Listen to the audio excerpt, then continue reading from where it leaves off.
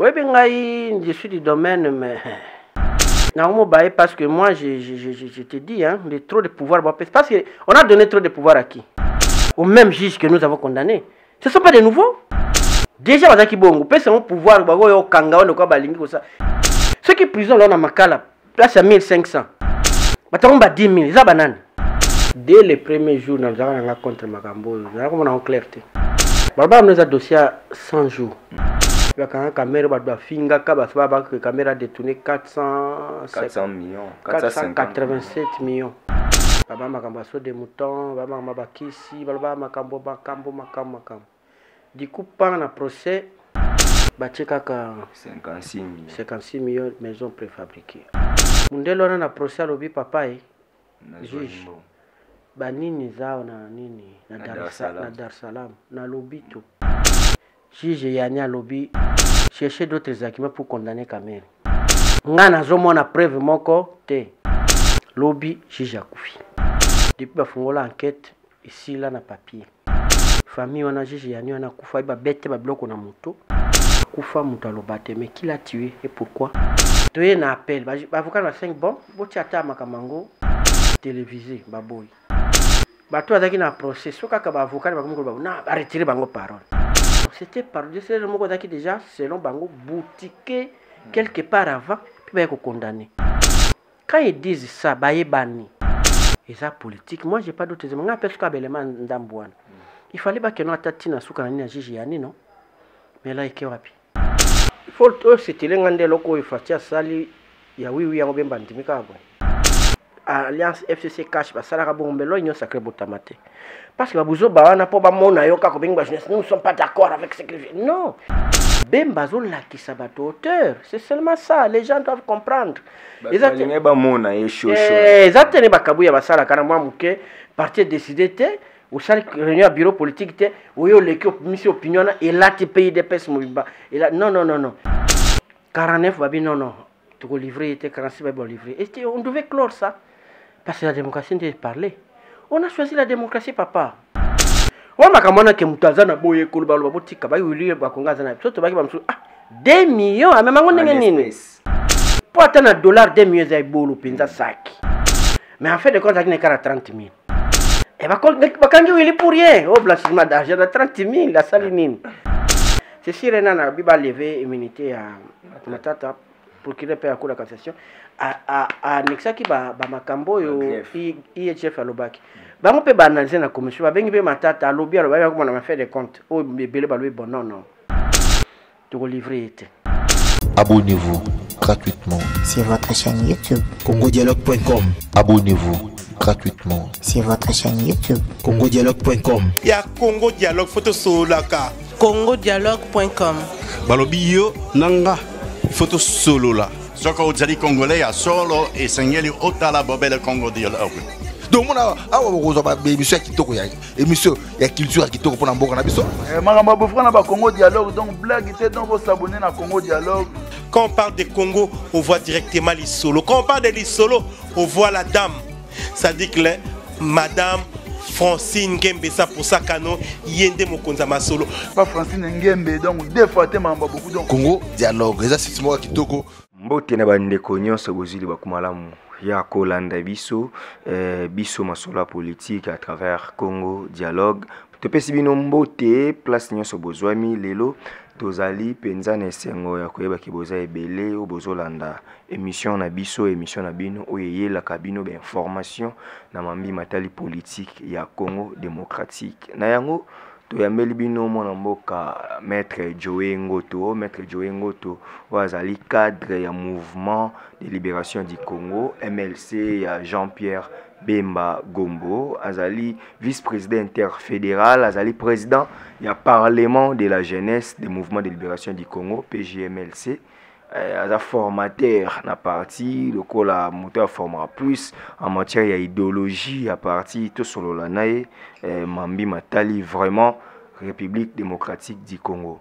Mon amboka maître Joe, bonjour. Bonjour Ming de Steve. Bonne santé. Santé malamu bien que malaria tungisenga mwa muke. Et juste après n'a que perdre l'équipe moko Condoléances. Merci, et ça avec moi passe mingi, ça nous sera passe, et sinon ça va.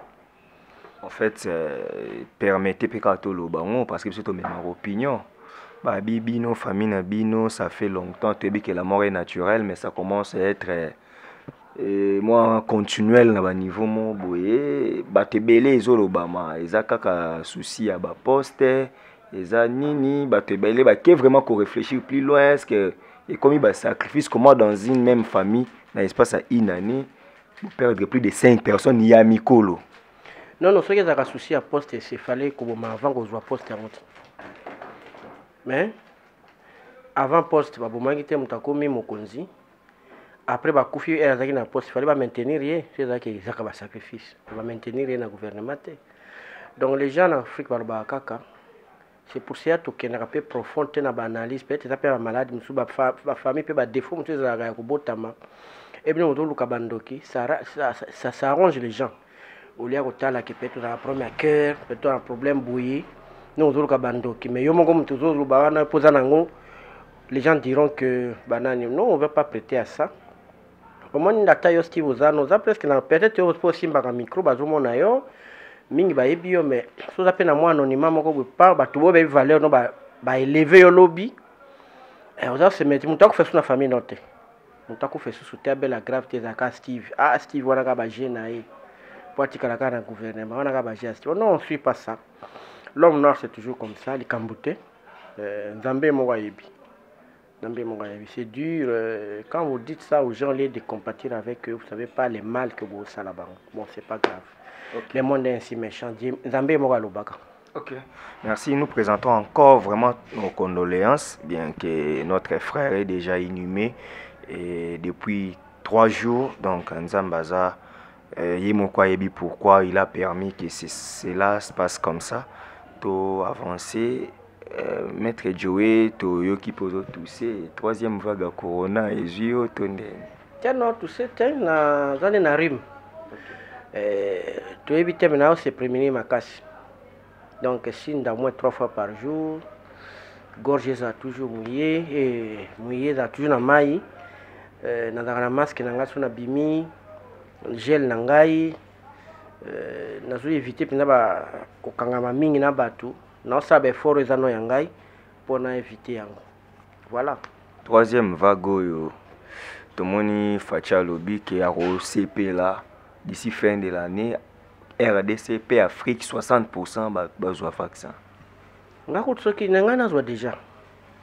Mais era sala biki AstraZeneca wana exactement un problème ni azozela oui koya soki ya bari soki ya banane soki yena ozoranga donc on est d'accord naza d'accord na bazo vaccin mais les loba pe wa critiquer bino yo za MLC babi docteur Mbungani na kokota na 3e vague on critiquait Teni mais yepé on dirait ya yemba moko comprendre j'ai à refaire wa mbongo copie kotimba la moko quelqu'un m'a dit ça MLC oui que wana ML azo insister vraiment bon eza ba raison mabongo atu akoma tini ba 4e vague na mboka msusu ba France wana baliaka nini mi sama za mpona mbongo eza maladie tout kana ko sa ba G na Congo tout kana nani ko sala ka ba G c'est pas bon aya kutani nango il est en train de gérer azo loba je crois l'information na zanango il faut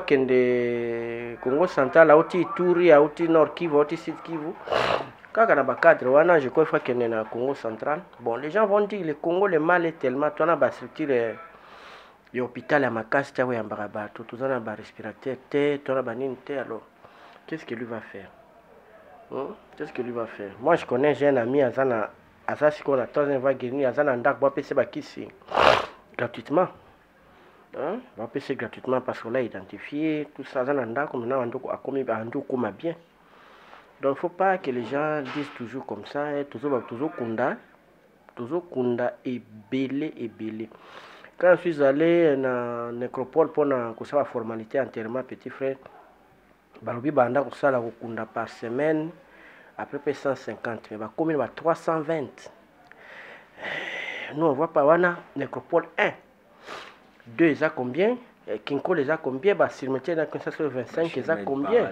alors faut pas battre ba blague na Kinshasa nous interrompt par semaine affaire à 3000, 4000 personnes. C'est trop. C'est trop. Mais tout le monde a mangé. Ok. Parlons politique. Maître Joe, on reproche à votre président national Jean-Pierre Bemba de devenir oui devant son partenaire. Bazomona bande comme sous moi bras de fer moi ni mais yo ndirait nyon so facho le komi oui amen. Ezanini stratégie on a une qui charman on reconnaît on retrouve pas Bemba. C'est comme si il a trahi sa personnalité ou il a trahi sa personne parce que ces derniers temps, tout ce que Fachi fait, tout le monde a déclaration montée, tout le monde a remonté, MLC aligné derrière IDPS. Qu'est-ce qui se passe? Il faut que c'était l'engagement local et Fachi a sali, il y a oui, on Bemba ntimika abo. Olubika abo na ebite. Et donc on parce que moi ni biso na MLC tout nga ba fafaronte. Koninga na pas pamba. Nous c'est de la hauteur. Fachi est venu nous voir à sali discours na lobby en fungwa mona ba leader. Tout le monde a été solo, qu'est-ce que nous voulons? Tout le monde biso na campagne na biso tout ça na 2006 to baka d'abord la justice, la paix et le travail. On comprend d'abord la paix, la justice quand nous avons na biso. Biso mais c'est to baki na yo, o ça eloko te ce qui au simbi sécurité na maboko te.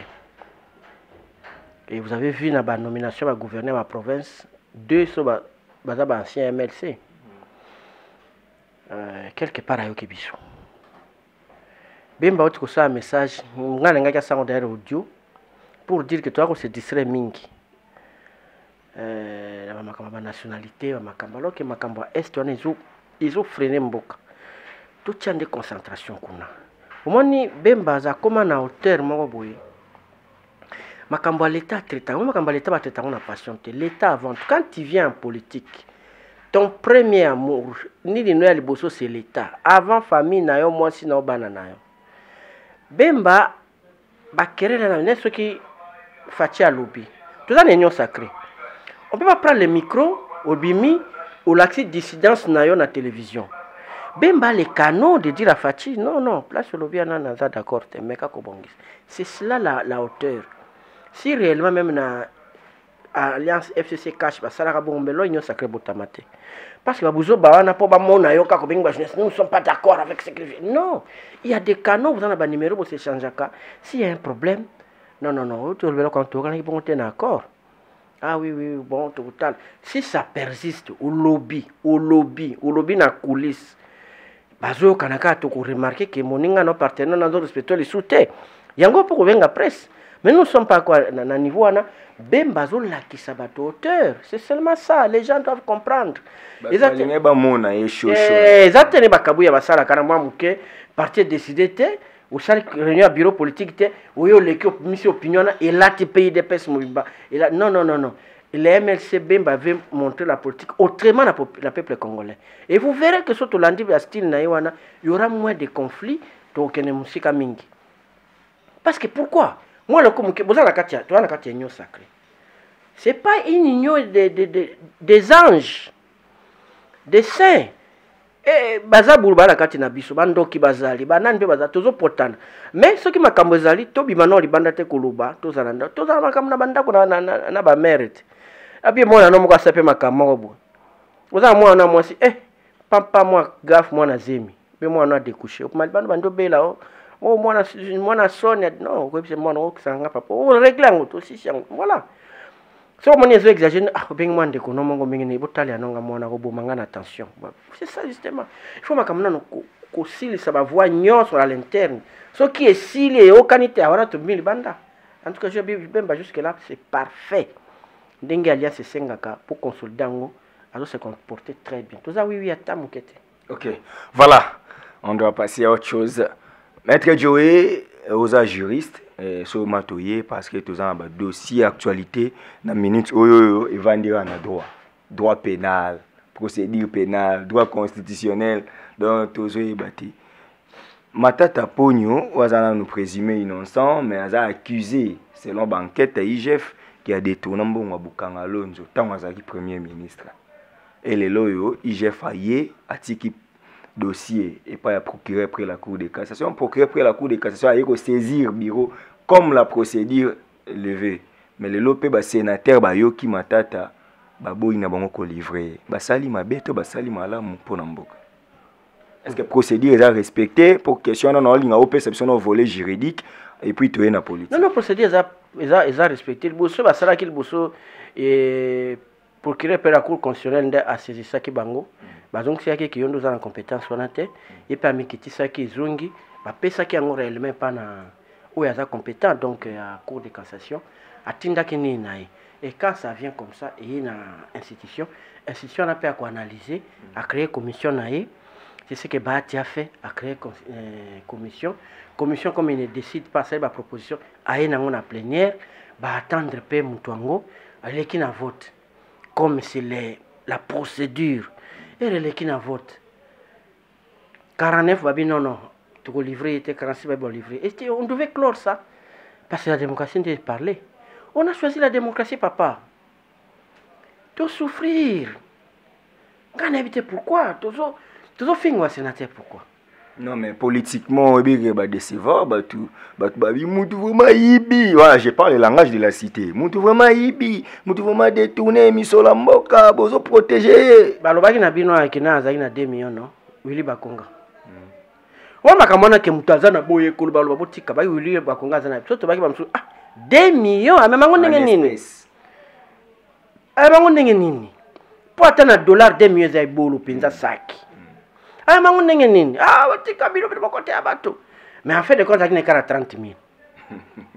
Et quand il est pour rien, oh, blanchiment d'argent, 30 000, la saline. Pour rien dans le dossier, wana. La côté n'a été.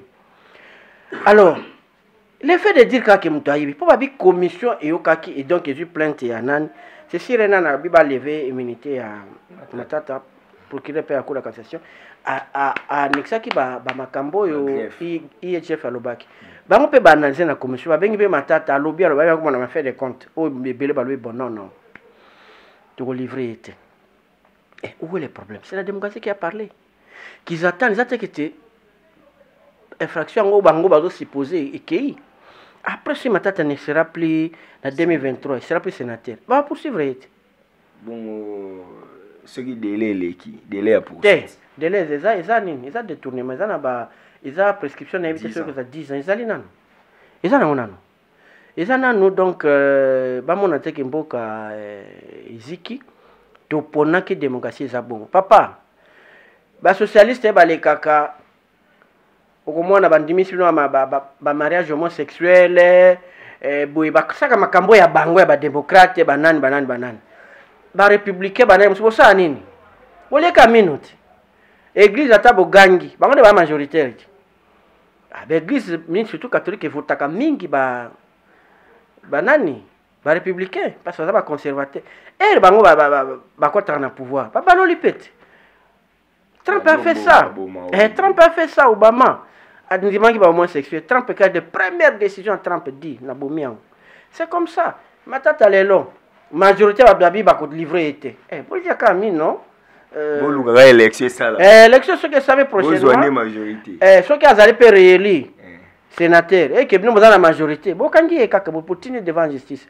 Makamba ko finga ba sénateur ba nizate. Et puis hein. Moi je ne comprends pas. Toujours collaté. Depuis 2000 ni tout démocratie.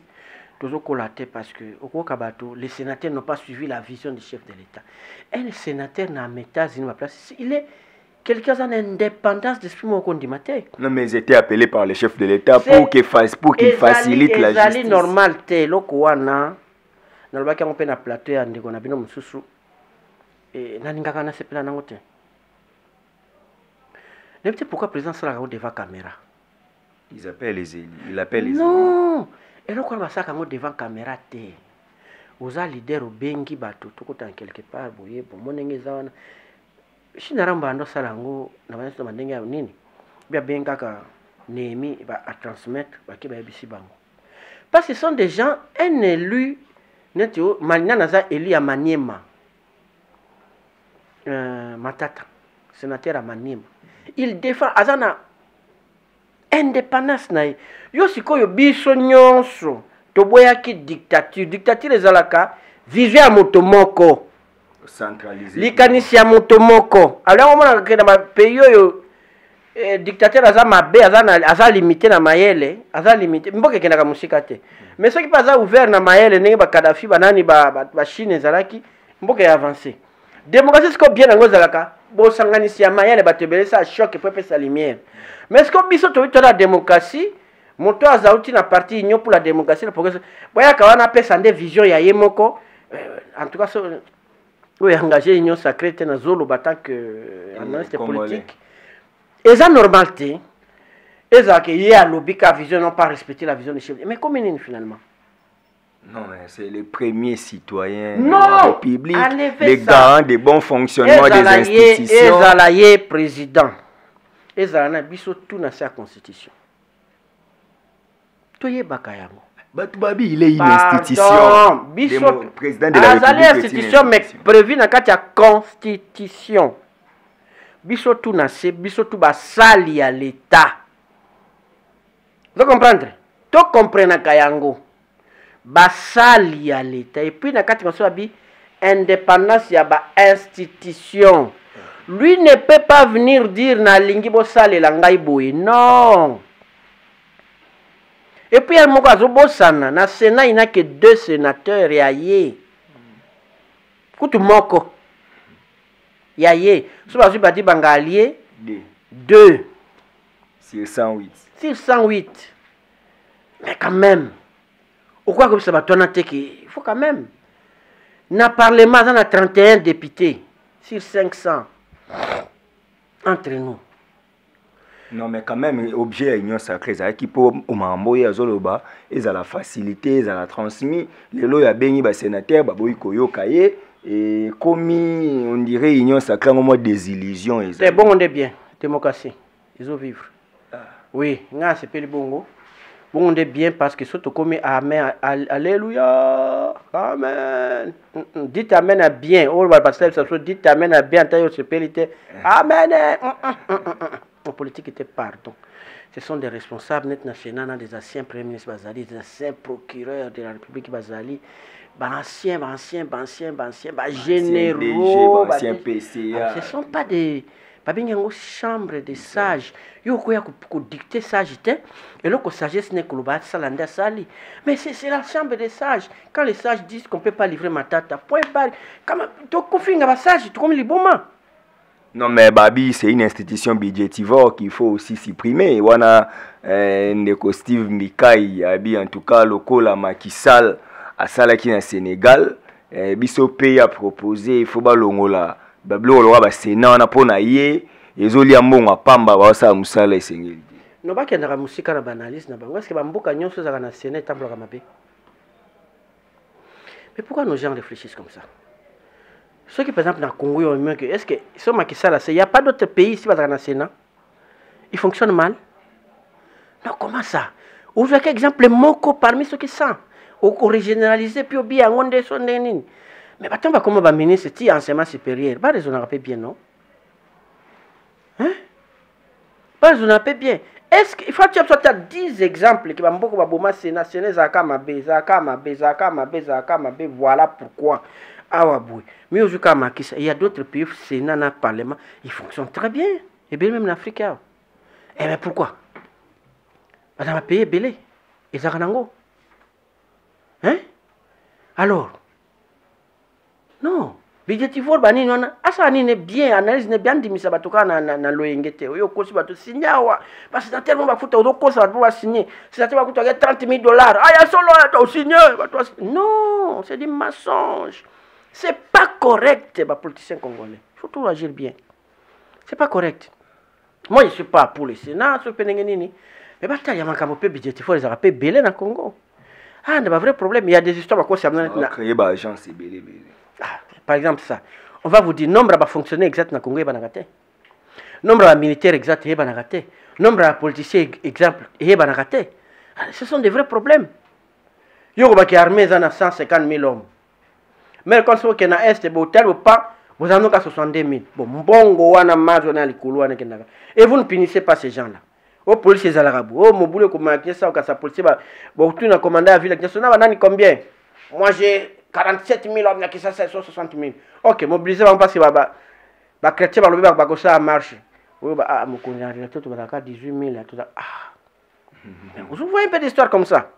Il y a des vrais problèmes de ça. Sénat, même si on a Sénat, le Sénat, ceux qui parlent, ils savent combien. Et tant que c'est même province de mon côté, c'est faux, il ment. Ok.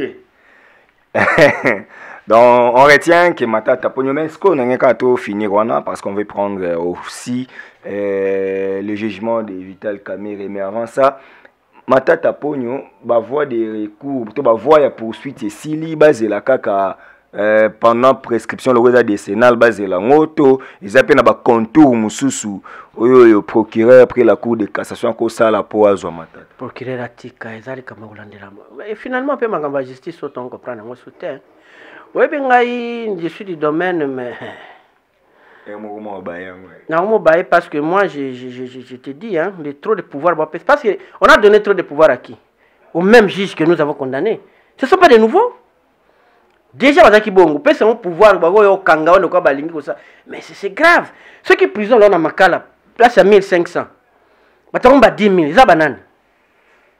Et puis la majorité non présumé. Présumé non ça, ça bango. Alors tous les pouvoirs à cause s'acharner pourquoi Sénat c'est lobby que Matata to livrer était tika te papa. Tika et ça bon nous tirons les leçons après bon pas procès on to kota na anticiper à 100 jours ce qui banine. Oh Matata nani Kamerhe bon saison na l'état. Bokanga pe matata ngobo sambi serobia mbongo gozonga ezate soki nde soki aroba soki pe na kendanga na poto soki brightness soki pe nani mbongo ngobe batomona kate finalement ekomi nini ba maros ba maros wana ay samno gaza na 46 meubles na Kisasa boboto les combien mais laissez-nous dire hein bosaka nini ya bien tout bon deux autres de procéder mututé comme ba aventure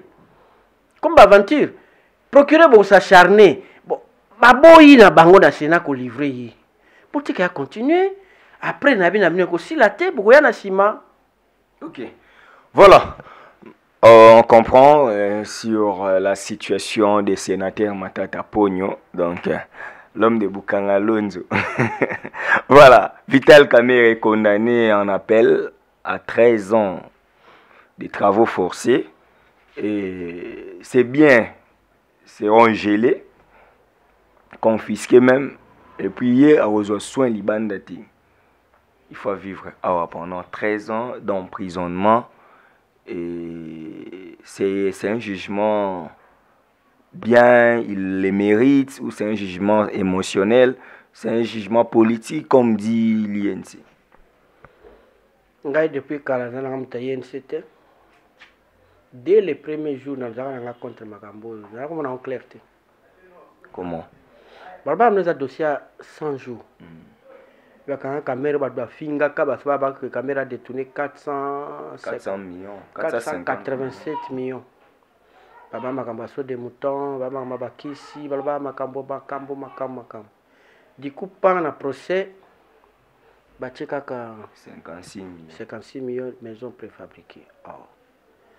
Mundelo na procès lobi papa juge banini zao na nini na Dar es Salaam na lobito bokene toke kotala boyoki ete nalandi Billy Kambale ngwane pa Israël mutomba lobi yango lobi elle va continuer la chambre du conseil juge Yania lobi chercher d'autres arguments pour condamner Kamerhe ngana zomona preuve moko te lobi juge akufi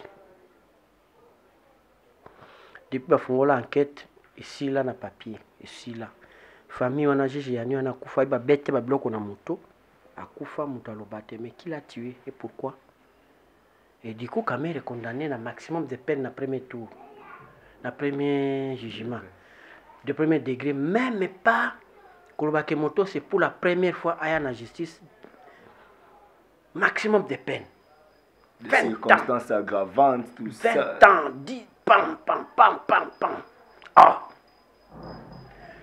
tu na appel avocat va 5 bon botiata makamango télévisé baboy bato azaki na procès soka ka avocat bakomko na retirer bango parole donc c'était par c'est le moko zaki déjà selon bango boutiqué quelque part avant puis ba ko condamné quand ils disent ça bayebani quand ils disent que ils sont politiques, moi, je n'ai pas d'autres éléments. Il fallait pas que nous attendions à ce qu'on ait Gigi Yani, non? Mais là, il y a rien. Qui l'a tué? Est-ce que Kamel avait intérêt à Boma? Après, il va condamner 20 ans. Non. Et puis Pierrot, on a juste après à m'attaquer grade. Et Kalumba, à comme premier président constitutionnel. On ne comprend pas. Non, bah, bien ça qui n'a pas. Mais bien le côté. Et ça, quand il y a ça, la banalise, curieusement, bateau, nous sommes qui n'a pas aide à côté avocat partie civile. Et ça va qui n'a pas juge, on a pas greffier, on a tout. Après, on va jouer la promotion. Pour avoir fait quoi? Alors que ça va chaque jour. Pourquoi on va jouer la promotion après le procès? Ce sont les questions que nous nous posons. Alors, Ngai na Loba Ngai, depuis le début de ça, nos émissions depuis 2019, je crois que vous avez fait la même émission le jour où on lançait, il y a 100 jours, on a dit que c'est illégal. C'est illégal. Le président n'exécute pas les travaux en Mboka. C'est le gouvernement. Il aurait pu attendre. Mais il y a un gérer qui gouvernement en septembre pour gérer. Et quand Kamer avait écrit que le ministre Mbote a bougé la société, il avait réservé copie au président. Est-ce que nous, tout le monde qui place au président, qui a arrêté? Non.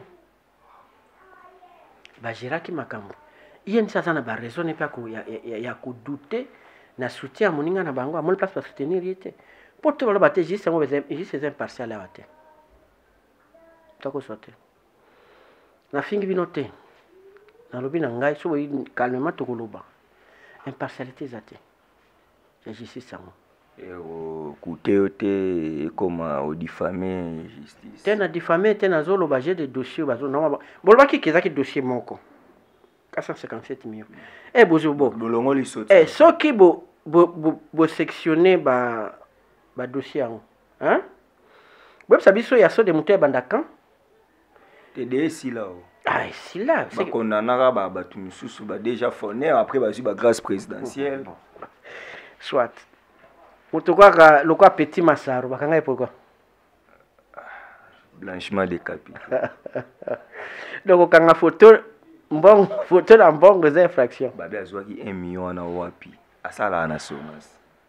Est-ce que quand il photo ça y est? Quand même je suis sango. Mais pourquoi il est là bazo sambisi bazo condamné? Moi na bato kangi kana prison. Pas ça neve ya noko na ye. Hein? Ye mabeneka poza mona sera kameri. Bukangie poka kapetia zaki utamwania banini. Non tout ça appelle justice pour kangi mona kuna pourquoi? Au moins la justice élève une nation. C'est pas la justice au wana ya ba tribunaux. Ils allaient façon ça qu'on traiter makamamboka avec équité. C'est pas la justice des cours et tribunaux. Et ça ba justice ya ba traitement na biso ya makambo ya mboka. Yangonde élève ka nation. Ba zatekaka la justice to banama la justice élève une nation Zambia lobaki era ya Zambia lobaki les cours constitutionnels za la quitter. Quand Dieu a dit ça, cour de la paix, ils allaient quitter. La justice, on zamba lobby, la justice à cœur, na biso ya traiter makambo avec équité, impartialité. C'est pas oyo tolobaka oyo. Mais toujours traiter malamuté. Mais na Bible, na Bible prof na biso ya OCG à tangisa biso verset. Moi je crois en Romain, Bible les magistrats sont les serviteurs de Dieu. Bon, mon temps ça va serviteur de Dieu baté. Biso na église catholique tous na congrégation mongwana fondateur na bango José Marie Escriva comme type mon santo Opus Dei que louer Dieu joie musanyo sur ça comme travail en Zambie. C'est pas seulement les magistrats, un cordonnier ça musano avec toute honnêteté. Koko sa mutote musalo ko ça 5000 pour moni ça Steve ali kaka na TV olobine musalo yo 15000 ko sali ensemble te commerçant te kako pour normal ko tana katikati te uchako ya munene boy e robine ro kangiro bimisi kasa sachet ucha uche uzwe ya muke utokeli et ça au sali ensemble te il y a Opus Dei chez nous tout le travail et la service ensemble chez nous les catholiques. Donc ninge Bible lobaki wana il va ka magistrat mais nous disons tout le monde. On voit ça dans les biens. Non, on va pas ça qui ndumba profession. basali ya nzambe te o basali pena musala aux enseignants aux anan do yangwana mais chez nous la justice qui élève la nation ezate oza te nini état de droit yango oyo bazokipe lisu te bato to bandomona bango bakosamba te bato to bandomona bakozala inquiété te lelo tambo mamba tikali libanda. Non, ça c'est la caricature. L'état de droit est judiciaire te état de droit ezali moto afutaka impone po banzeleza malamu tiela ebanzela malamu moto afutaka ba impone na direct ou indirect po bakisi za na bopito tiela bakisi na bopito soki ayakuta kisi moto asalaka bobi ofutaka ye na fin du mois tie koleka le 5 te futa ye na moma wana fulo bine ke smig eza $5 par jour futa ye yango état de droit yango wana état doza batama mala banani non on caricature la justice c'est une partie à état de droit c'est pas l'état de droit c'est une partie peut-être une petite partie aussi l'état de droit za nyonso yo pesa mto bloka kolia te pourtant na conseil bike to tangi les 30 ou 56 ba droit et devoir ya ba citoyen toi na droit à la nourriture droit à l'éducation logement décent voilà banini tout taba poubelle partout tabanini état de droit qui nous respecte l'état c'est le premier violateur ya nini il y a droit de droit qu'on nous dise pas des choses parce qu'on a arrêté caméra état de droit bazo berner bino na il y a 11e rue il y a 10e bazo ko sabino l'état de droit c'est pas ça état de droit ozoboya alors que bato amona makambo ezosalama omoni nini nzela ya Uganda na RDC tricherie munene dans le bango lelo l'Ouganda a été condamné par la République démocratique du Congo à foutre 10 milliards na guerre bakoselaka bemba abusivement il y a 6 jours na Kisangani non et puis singa souffle te na lobby yango clair bakoselaka bemba abusivement biso MLC que to bunda na Kisangani mais il y a un arrêt bima ba condamné Uganda foutre biso 10 milliards au petit ndisara chibangu kala la makala voilà et Uganda alobino akoka na biso to tika la miable et l'Ouganda nous a demandé seulement sur les Congolais pour n'ambonga na futa bo pona ba axe nzela ngana tongele pa na bino boyi papa otonga 200 km asphalte même sur 8 km mon on a 1 million il va nous payer juste 200 millions par rapport à 10 milliards ça c'est quelle façon de négocier je n'ai pas compris le chef de l'État n'est pas solo liango parce que par respect à bato ba kufa wana Uganda ndio ko biso eloko ya ko sali ya biso te parce que les gens ne savent pas pourquoi Uganda ka la muka ba sali ya biso là non c'est sur base de ça il y a un arrêt qui les condamne international alors on va négocier des 10 milliards pour 200 millions c'est très grave et ça faverté ngana botam na Kisangani je l'ai dit c'est ma ville natale c'est la première ville on a ngana mokili koleka ba ville nyonso eza Kisangani bato yo bakufi yana ba quartier na bato pono bato boma bato so tono ke beta bali kuna makambo ebele kuna alors maintenant là bato na lelo bafanda Uganda nda pone ya bino et puis asali kasindi nini pour ko profiter na ye mais là kasindi ti awa bazui kananga et kokende ti c'est pas dit ça même pas 1 milliard et ko ça même pas 1 milliard apesa biso mbongo to kana kata apesa biso moto sa to tonga penza tonga bopito biso so peto kabola mutu biso so peto sa ni mais apesa biso ah non mais c'est pas lui à lui comment lui doit décider connaissant l'homme congolais 10 milliards non c'est on va procès monsieur bon tu appelles union sacrée tu kana makamba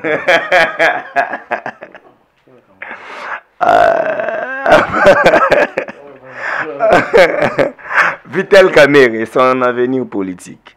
Mais il est mort politiquement, c'est tout. Il est mort politiquement. Parce que je me vois sur la cassation. Bon, on a sous 3 ans, il aura 10 ans. 10 ans. Alors, on va que ce cas-ci ici, 10 ans, à côté de 10 ans, inéligibilité.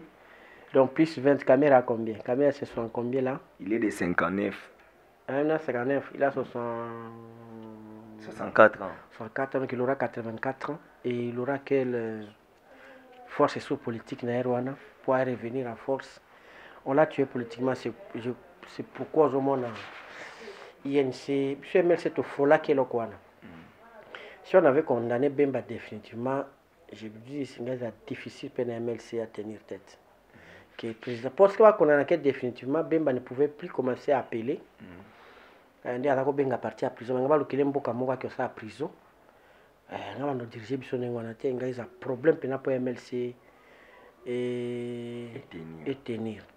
Alors, comme la INC, c'est difficile, peut-être chance na bango ezaki azalia na Kinshasa, na Congo, mais c'est quand même difficile, surtout que nazoyoka ba ministre Moussousou basali kolia ketchup décision secrétaire général ba basaki réunion ba comme contester, c'est ça les politiciens congolais. Quand ils viennent partir aux bon de là, nous, biso, pour Jean-Pierre Bemba, biso, bembiste, biso, biso. Et Bemba, comme monsieur le ministre, Bayokana Fatita Bibo s'est retiré, moi j'ai mes relations avec le chef de l'État, moi je ne marche pas, moi bouille. J'ai pas d'autre mot que c'est de la malhonnêteté. Vous souhaitez que le ministre Yense quitte. Sauf qu'ils ont décision du bureau politique na Bango, ils doivent quitter. Et pour cela, je félicite il y a G7 qui avait fait ça. Les fondeurs de 2015. De 2015, vous avez vu Olivier Kamza, tu as un méga ministère, tu as un plan. Il y a Lumbi, conseiller spécial. Voilà des hommes. Charles Mwando Simba. Azara ministre de Finance na Katanga. Il y a Ouazara Pembe, Azara président de l'Assemblée, Ouazara Pembe wana ministre. Ndundu na antenne Azara Pembe na Azara fonction publique. Tout ça, tout ce monde-là, bah déposaka. Balandara Moïse, ba bolegetenge, ba tonyos, ba tikaka. Ba kendaka, ça c'est ce qu'il faut. Et je crois que ce qui est là, il s'est tombé la conclusion que Batika azala gentil, on est la malhonnête pe escroc. Et puis mingi basani ngona pe na politique bakena musikate. Bakena mutomona kamera lungwaka na nini oya zaka na nani budget. Na budget ba ngudi mbaya. Ngudi banani menela pa zaki obligé à kubimisa bon pour aiba poste ya nani. Yakala la Midibu. Jean Goubal. Jean Goubal. Vous voyez? Donc, et ça la rappelle bien. Biso PML, c'est Batoma, Bakenda, Ningon, Kota, Tebakota, na Bango, tout ça. Finalement, l'homme congolais a yaka pona avec idéologie, a yaka bipo bendalar naï. Alors, Batonande Batondi, na politique, malheureusement, tu es Bagabango. Bazape na kat na so MLC belé, Bazape bana, Bazap plus ba courtisan. Nos partis ton mine ba courtisan qui ba vrai fidèle. Et malheureusement, ces courtisans, tellement ils parlent bien, tellement bazana ba para, ba leader ba kansa ki bangonde ba vrai bateau. Faut comprendre. C'est le mal, même pas sur MLC mais ailleurs. Ba leader ba kansa ki bangonde ba lingi bango. Il y avait des gens biso kabi mingi kabila mingi rais lo mingi bazapi. Ah, ozomona mingi comme les sacré. Vous comprenez mon ngeni. Les deux kabi afani pa jupe Bible alobi nzambe alobi Félix atinda na Bible vraiment. Vous voyez ozaka bemba iyo kabila comme na mais vous voyez c'est na habité. Ba film oyo to tumbate. Bana biso bakutala. Et puis bana msuto keba koleza bakunda yo wapi ya baki ba déterrer corner. Pour ça qui bandit. Vous comprenez? Tozalaka na ma feeling, tozala na mai, tozala bomoto. Les matériels zo ma biso, toujours comme bazoba koloba, tout mapenza ridicule. Donc en fait, la majorité des politiciens congolais n'ont pas de couleur politique. Leur couleur politique c'est l'argent. C'est le pouvoir. À cause de je suis de droite, je suis du MLC, je suis de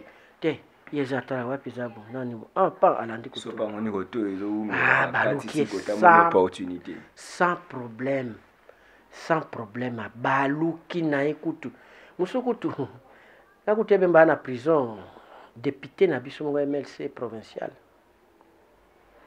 Abine bon, tout continent, en tout cas, je vais Bakobima. Un député, même si c'est comme un député, alors que suppléant,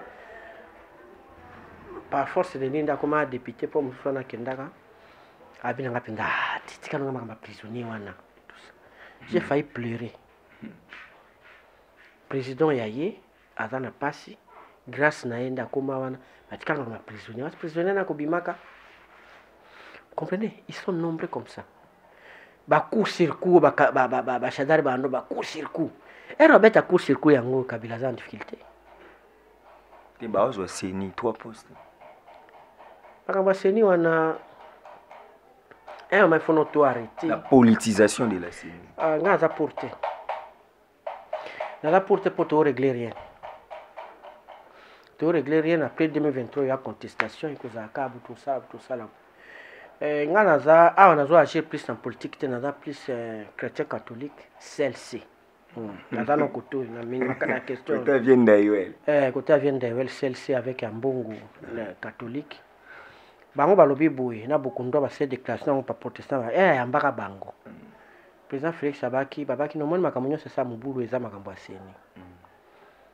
Bino politicien bolongwa na okuna. Le président avait donné sa parole na kosala c'est que na kobunda na balobingi na ngai eza politisé te.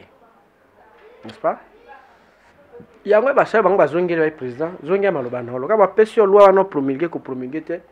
Zongi sa yango na assemblée pas babongisa kwana faute na so politicien mais bango pe société civile to comprendre pe bango te ba tendance babisiko catholique fayulu na 2018 bango na ka so principe catholique awa na salle état de siège ya to féliciter so semba mabena batu yango wana catholique non catholique tete c'est lokuta et ko faire bête ki bango awa kasi asala surprise Marina Lela. Non, ouais, peut-être n'importe quelle Marina, gestion à Marini.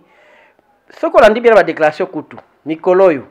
Et c'est ça, a commis presque radical plus que les catholiques. N'est-ce pas Zolanda? Ba commis penza sur Zolanda déclaration, ba commis presque trop virulent. Donc, bango Koutou pouvoir les pousser na Koutou ata mukete. Na mona non pe na mona ata pe rapprochement, biso Koutou mona na katana fachi catholique. Mais bango nazo mona ke ebende penza banda mama makasi papa mosengo na sini non via ça tani anani cardinal batika pema azobela okene kuna te non okene kuna te diocèse là comme nene likisani akendo wapi et puis dans le gouvernement Vatican c'est ça le mal chez vous caricaturez quand les disent ça bokiba bangati a cholé bo bebi si opinion aucun prêtre ko ya wana. Mettez ça dans votre tête. Non, botia bino ezalaka société civile. Toi même batu babaki babatia mugwege, batia iti. Les catholiques nous sommes d'accord. On dit que la société civile de la RDC est politisée. Nena lobaki tinabaki noké.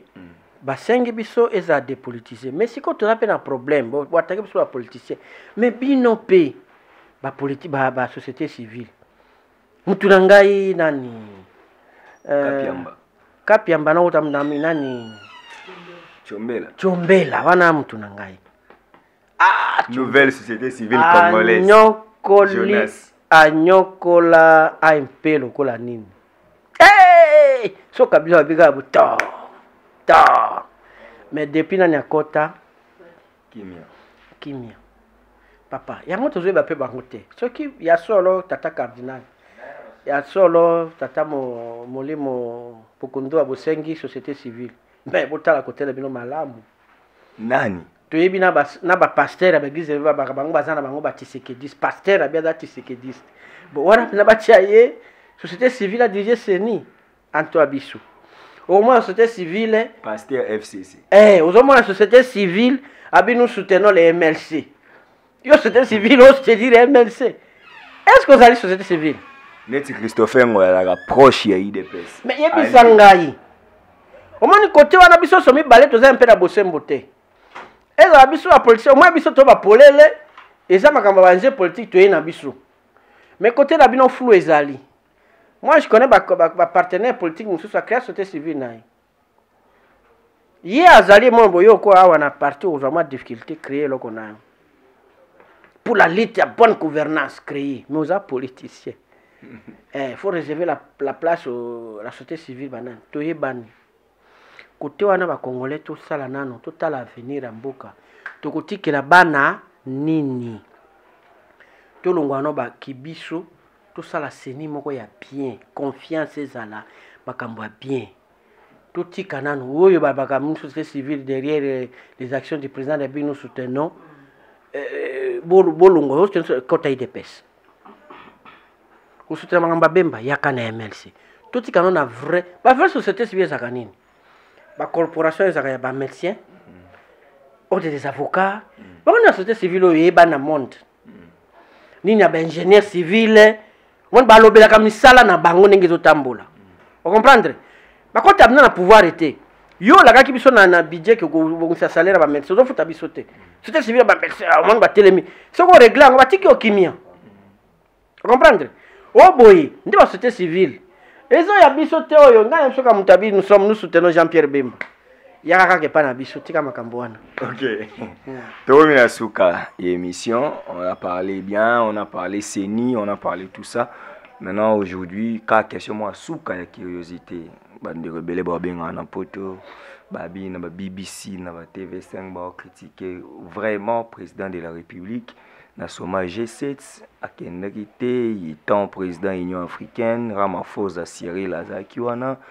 Les certains disent que Zaba Monique la politique n'est convaincre était surtout au niveau Union africaine. De l'autre côté babité za choix porté déjà ba ça qui prépare ça ba qu'il faut Afrique décider représenter. Qu'est-ce qui se passe? Pourquoi n'a pas analyse na yo? Qu'est-ce qui a fait que notre chef de l'État a représenté l'Afrique étant le président de l'Union africaine Amanda? Bon, on est à tout critiquer, ça maintenant moi je sais pas. Je sais pas, je sais que l'Afrique du Sud a toujours comme les premières puissances économiques africaines. Et puis na biti na G7 nyos ba président de l'Union africaine ba yakate. Nyos ba yakate. Je sais que ba yakate nyos je ne sais pas qu'est-ce qui s'est passé. G7 va parler à mingi makamba ba économie. Le Congo aujourd'hui ne représente presque rien. Tout bombaté. Avec un budget à 4 milliards, 6 milliards, nous représentons quoi? Bakou Fatih Bangafa n'a pas avion, il m'a quoi? Non. Ben invité était. A été. A remis côté, peut-être parce que ma makam sous. Un état de siège na yao. Ah na makam na yao. A sali en route. Est-ce qu'il faut être seulement ça là? En cas où me prononcer mingité parce que je ne connais pas le procédure ndenge ça les maka pour na ko inviter pour na ko ya pour na kolobanini. Est-ce qu'il faut président de l'Union africaine aya yemoko pour apporter Afrique et ça les makabongo na habité mais Afrique du Sud na habité ça fait 10 ans soit 15 ans même plus. Oyo babenga kaye toujours comme première puissance économique ya nani. Babenga pe mingi na sur président d'Égypte pour na côté puissance militaire azalaka ayaka père moko. Elmo babenga ka Macky Sall na côté wana ils avaient ba lobbying. Puisque toza na moi libabe côté na nini Belgique bazaka na moi azua mongo ba portera pena pe bisoté. Comment ni to lo ba appelle comme peto bien. Mais France apportera ba mboka ne côté wana ayaka na bango mais biso to ba na ticket amemaka biso te po moko mutongo peza faible moko peza na G7 te zande ngwana amemaka penza pe biso te boto sa nini. OK. Tokomi na suka mais état de siège yango yo kendeni. Lelo yo to annoncer décès inopiné ya maire ya Butembo si je m'abuse pas ba hôtel ko nommé kaka aza je crois major a hôtel ko zala nommé non kuta bandi musala ta mikufeli déjà. Te présenter ma condoléance awa malade na kete oui et sali batu moi passi bon nomination non nous qui attaque ça ngote déjà me koufeli c'est ça la mort lobby za ya nzambe to ebiter yo ça programme notre pe bébé koki vraiment paix à son âme bon état de siège yango pona ngai bon plonger un petit quand ça coûte problème na ngai za na comprendre de caractère mais je continue à le dire. Président au na Uganda mais baluma kama fama ba défaité na okite finalement ba okane Uganda bibotika bamba bomaka pa na bino kuna baza kuna kompena kama kampo ya ba défaité ça me rend malade fou.